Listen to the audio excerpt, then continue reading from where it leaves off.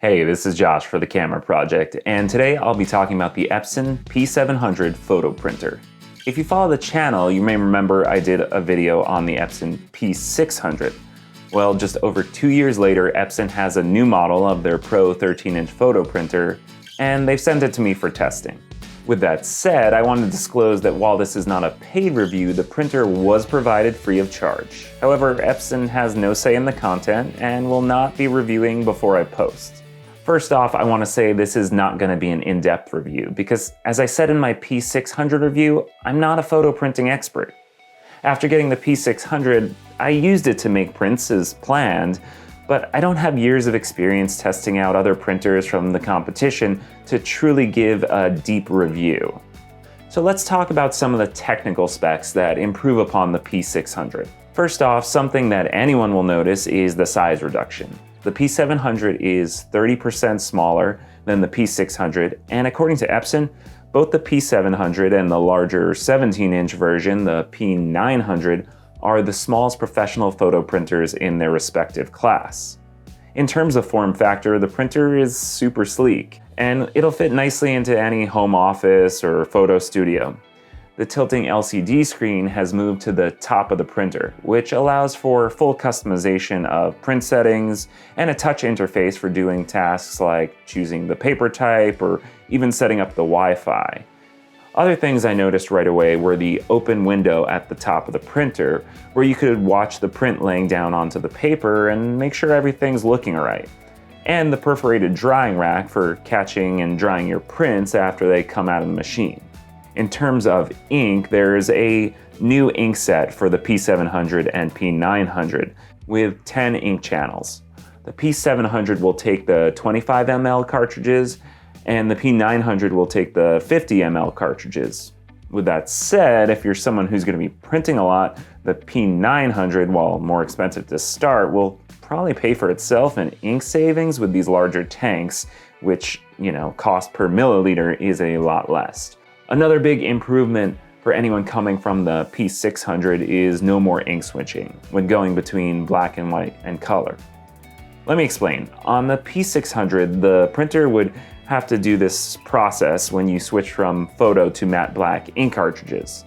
So when you were switching between print types of black and white and color, there was a lot of lag time while the printer did its thing. Now the process is instant, and the printing process can just continue.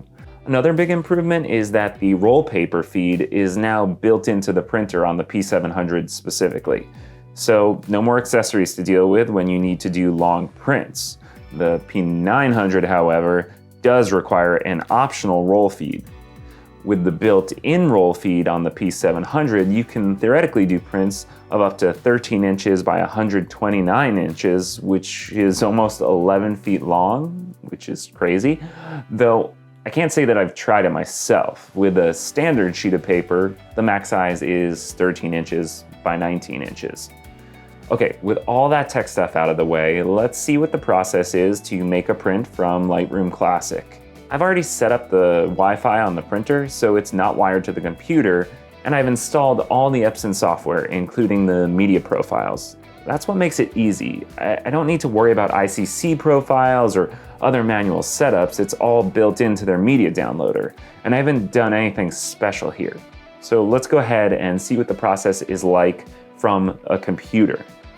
Okay, so I've selected my paper, and we're gonna do the big boy today, the 13 by 19. I've actually never done a print this big. Usually I do 8.5 by 11 prints, but we got a nice print that I shot out in Great Falls National Historical Park, and I wanna make a big copy. Now it's a black and white print, and this paper I think is, good for color or black and white. This is the Ultra Premium Photo Paper Luster.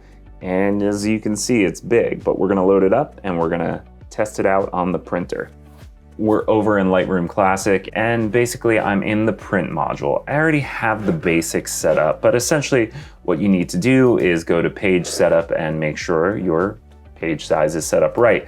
You would go here to a menu, paper size 13 by 19, hit OK, and then under cells, you need to make sure you have a 13 by 19 setup. Now I just created two more. So I'm gonna undo that, click on just one of them, and now I have a 13 by 19 print. If you didn't have that set up, you would come in here and just edit one of the presets. All right, so now I'm just gonna go to print settings, make sure all my settings are set up right, and there are a few things you need to know. Obviously, you have the right printer selected. So if I go to layout, that is fine by default. Color matching, Epson color controls, paper handling, all this automatic is fine. Here's the important part. I come under printer settings. I want to make sure I'm set up for black and white, first of all. So I'm gonna select advanced black and white photo, color toning neutral. I have finest detail selected. Because this is a larger print, I'm gonna go ahead and keep that on. Here's where another very important setting needs to happen, and that's selecting the media type. Now there is an option to use printer settings because I could have set this right up on the touch screen of the printer itself, but I'm gonna do it here. I'm gonna go to photo paper and select ultra premium photo paper luster, which is what I'm using, and hit save. And when the time is right, I'm gonna hit print, but we need to set up our printer first. Okay, so I'm here at the printer, and you can see my photo wall here, and we're gonna have a new addition to it soon. So if I open it up, I'm just gonna hit power, even though it is on, just to refresh the screen. And now we're gonna take out the big guns here.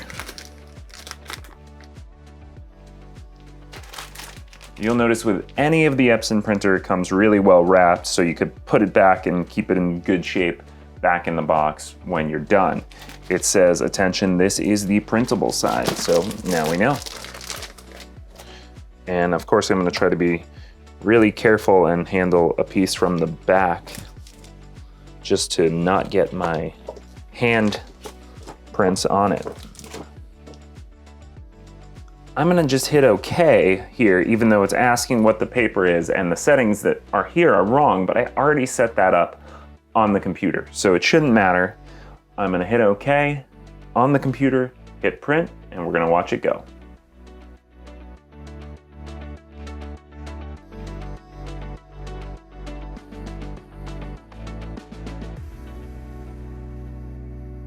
Another very cool feature is the new iOS app that lets you do color managed printing right from your phone or tablet. So let's print something that I shot on my iPhone 13 Pro and edited in Lightroom on my iPad. So I have my iPad here and I'm recording the screen so you can see what I'm doing. And basically I'm in the piece of software, it's free, called Epson Print Layout. And all I have to do is go ahead and add my photo here. So I'm gonna go to my camera roll and then just allow access. I'm gonna add it. Now, I noticed right away that the paper size is wrong, so I wanna do a 8.5 by 11 piece of paper. So I've selected a photo paper. It is this, sorry about the glare. It is the metallic photo paper luster. And the metallic paper is really cool because it has this cool metallic shine to it. So I'm gonna go ahead and select the settings on the app, and I'm just gonna make sure I select metallic photo paper luster. Again, what makes it really easy, you don't need to know too much, you just need to select the right option. And 8.5 by 11, rear paper feed, quality standard should actually be fine. Okay, so we'll head over to the printer, I'll get the paper loaded, and we'll hit print. All right, we've checked out the features on the printer and done a couple of prints, so I'd like to end with my final thoughts. Coming from the perspective of a P600 owner, I love the smaller size of the P700 and really appreciate the new form factor in terms of both style and size.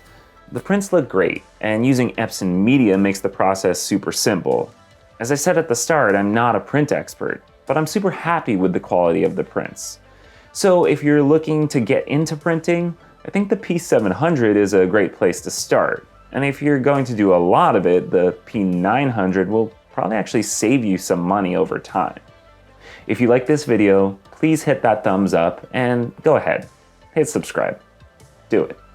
Come on, do it.